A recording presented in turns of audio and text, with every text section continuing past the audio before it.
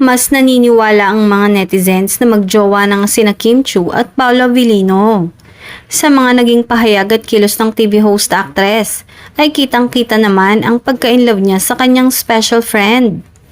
Kahit na ano kasing pagtago sa leading lady ni Paolo na magkarelasyon na sila ni Paolo, ay tila walang naniniwala sa kanya dahil halata namang nagmamahalan sila.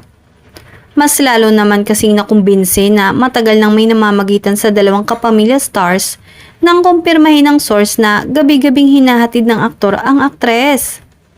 We are very very close. I can really say isa siya sa mga best friends ko. Not to say na hanggang doon lang pero maganda yung friendship namin. It's very real, genuine. Inamin naman ng dalawa na they are very close ngayon. Hirit pa sa kung ano man ang meron sila ni Paolo. Siguro nandun din yung syempre may anak na siya. Syempre ako ayaw ko din mag-commit sa isang tao na kasi dapat tuloy-tuloy na yon. Hindi pa naman daw na pag-uusapan exactly kung ano yung meron sila pero tama nga, masayang masaya sila sa ngayon.